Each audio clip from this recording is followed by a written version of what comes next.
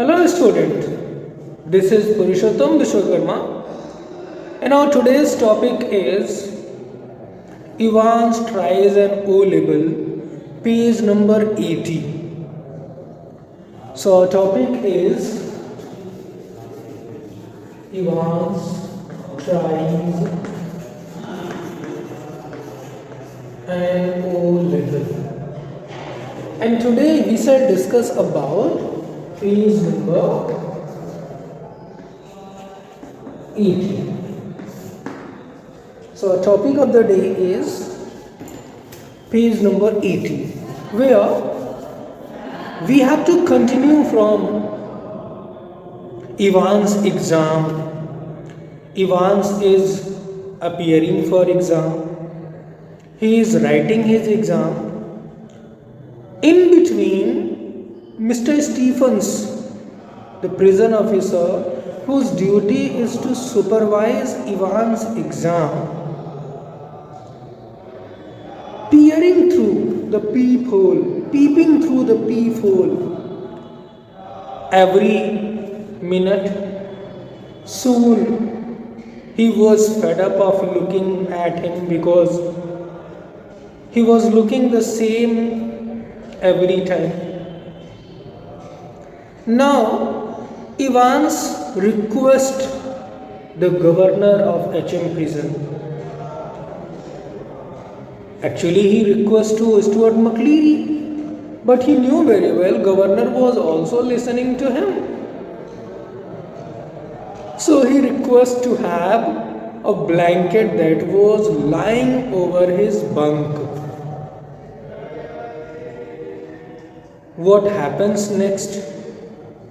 Let's see. So we'll continue from page number 80.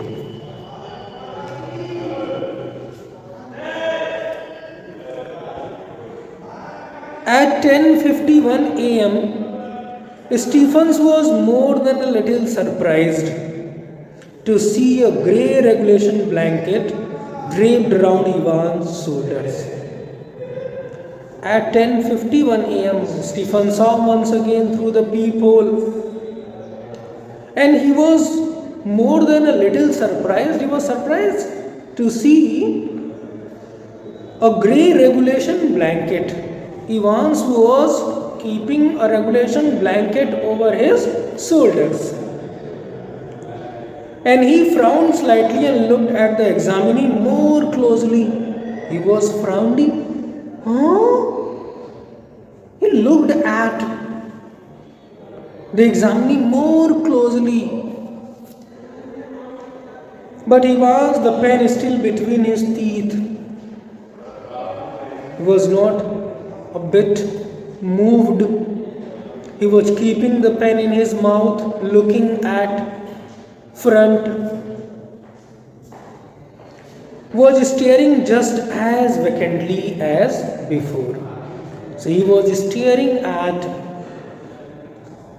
the person before him as vacant, as if he was in search of some help from somebody.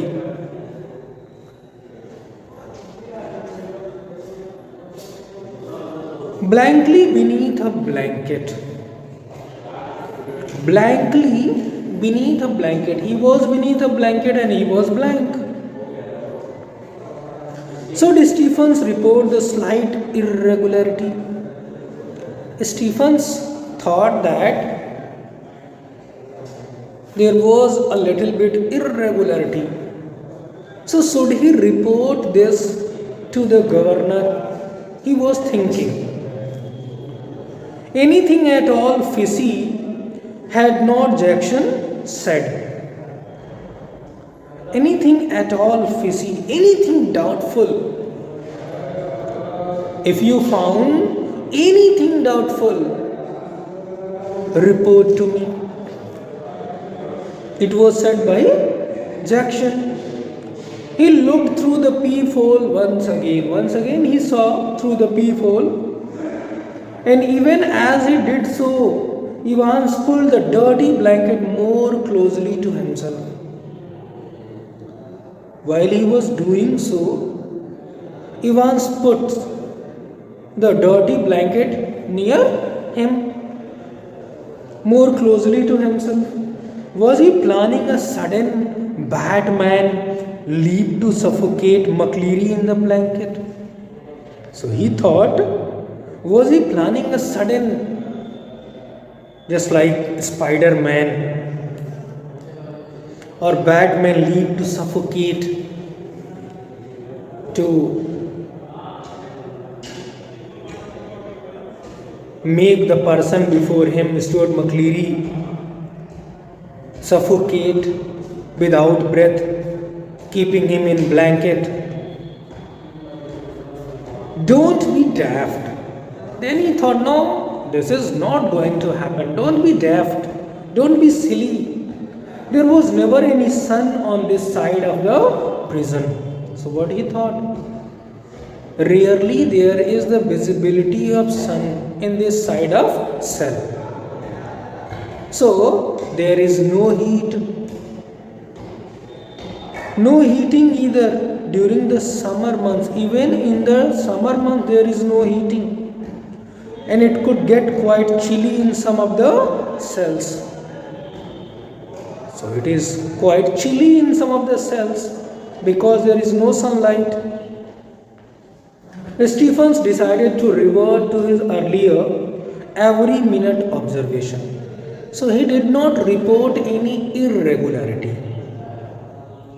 He thought once again, he will return to his every minute observation as he was doing for the first quarter of an hour. At 11:20 am, the receiver once more crackled across the silence of the governor's office. Now only 5 minutes left for examination to be over. The receiver once more crackled across the silence of the governor's office. The receiver crackled, the telephone rang once again, and McCleary informed Evans that only 5 minutes remained. So there was the sound. What was the sound? McCleary informed Evans that only 5 minutes remained. If you remember, McCleary since starting told him, have you got a watch? I'll be telling you when to start, and then I'll tell you just before 5 minutes of your ending of exam.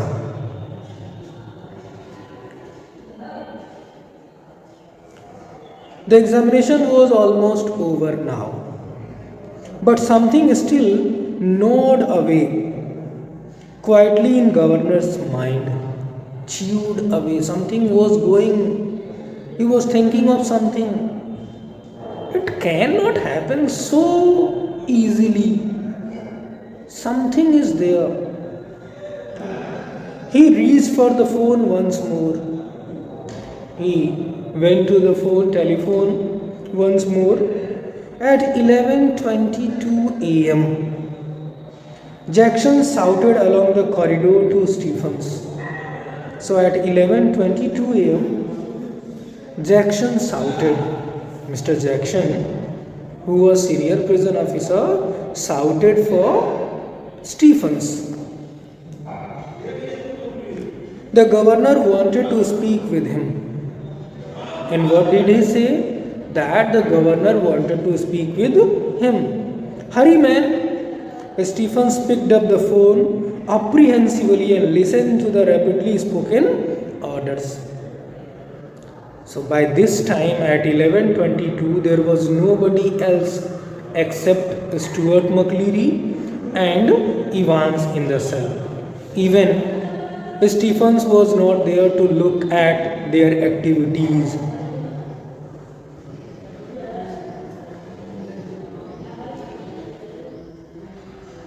Stephens picked up the phone apprehensively. He was a bit afraid and listened to the rapidly spoken orders.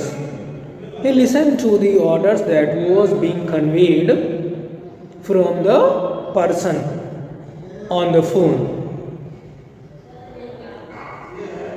Stephens himself was to accompany McCleary to the main prison gates. So, what was the order about? The order was for Stephens that he himself would accompany Stuart McCleary to the prison gates, main gates. So he is going to see him off outside. Understood? The person on phone said, understood. Did you understand it? Like they ask in military, in police, understood? Any doubt? Then they say, no, sir. Stephens personally was to make absolutely sure that the door was locked on Evans after McCleary had left the cell. Understood? So once again he was informed the door must be locked when Stuart McCleary went out. Don't forget to lock the door before leaving the cell door of Evans.